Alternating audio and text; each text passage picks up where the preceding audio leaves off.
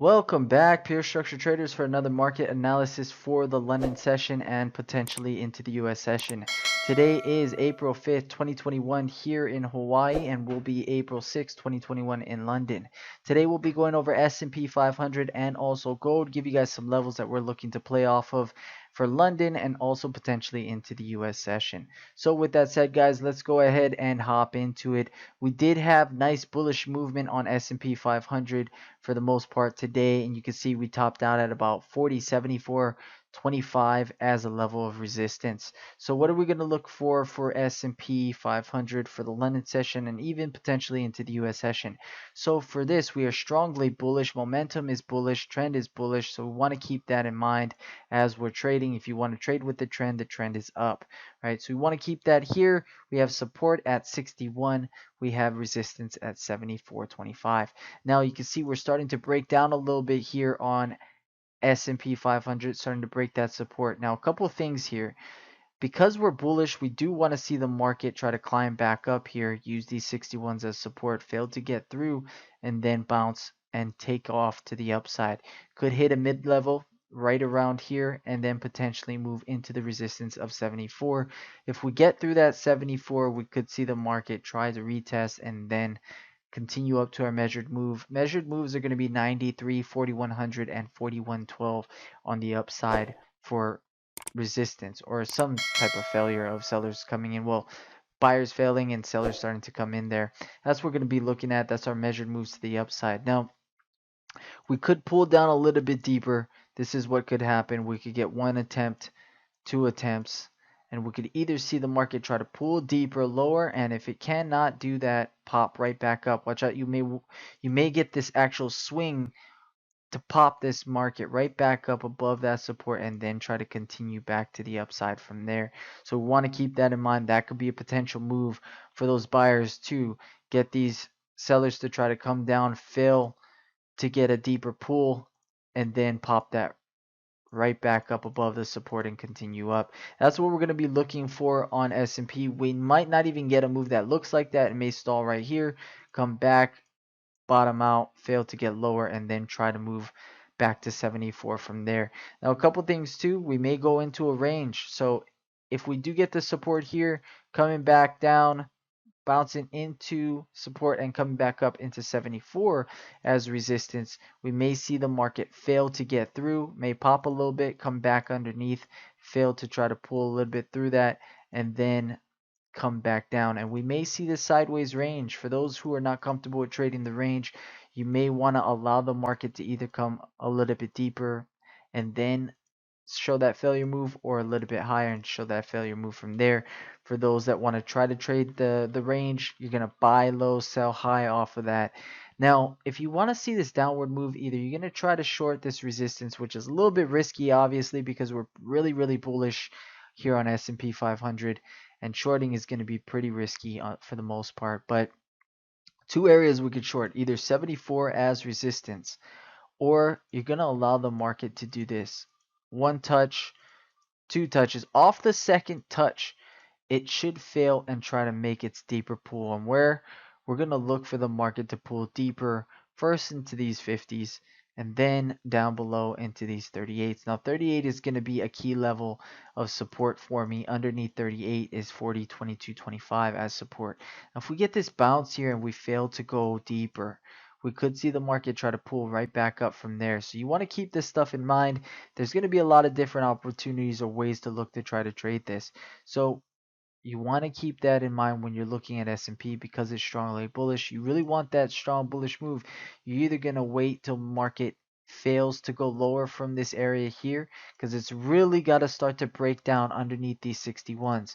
If not, it will pop back up and use it as support and try to head its way back up to resistance at 74 and then through that area into our measured moves.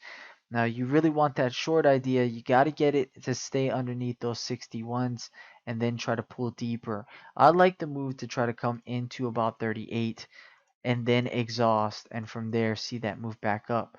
Now This could potentially happen because there's a lot of buyers here, but if you don't get the buyers there, you may see the buyers come in at 22 and then hold support there. So a couple opportunities or ideas that we could have will be stocking here on S&P 500. Let's take a look at a smaller chart here on S&P, see what we got going on here.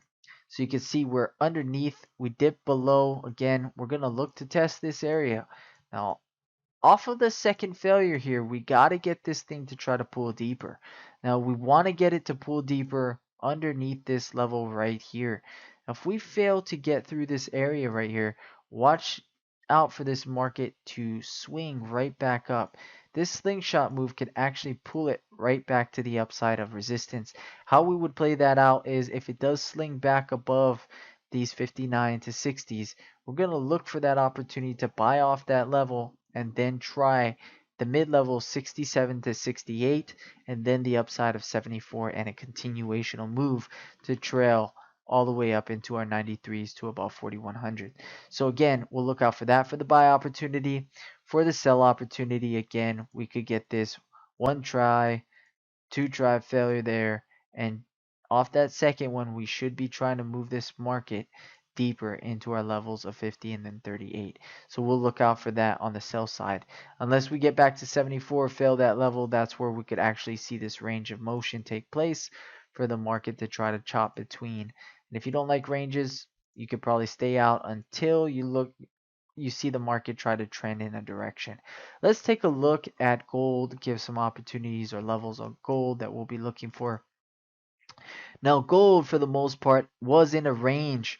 And when we stepped into that open, we did get a nice opportunity off those 1723s. 1723 touched it one time, two times, and then a third attempt here got us long right into our mid-level and then up to our resistance at about 30, 31. A great opportunity this morning on gold, a little bit better to see and understand on this trade than it was for S&P. Didn't give too much opportunities on the long side for S&P, but had a nice opportunity to trade the low of this range to the upside. Now, you can see where we're at, 1736.1 as a level of resistance. So we're chopping between these 34 to 36s. Now for gold, if you're going to look for this failure here at 36.1. Now, if we fail, we could be careful. This could pop a little bit higher and then come back underneath. May end up doing that. Now, if we fail this level of 36, look for the market to pull down into 31. And then below 31, I'm ultimately looking for it to come into 23 to 24 again. If that's going to happen, we want to see this market fail to get through. And if it does that, there's another long opportunity back to the upside again. Range of motion, mid-level, 26 to 27, top side 30 to 31, and then above that try to retest those 34 to 36s as resistance. Now underneath my level of 1723, I am going to look for that market to come deeper into 1716 to 1715 as support. This is where we're going to see the market pull down and want to see that failure happen to get that upside move from there. That will be a good opportunity for longs too, because we're going to have some buyers sitting right in that area.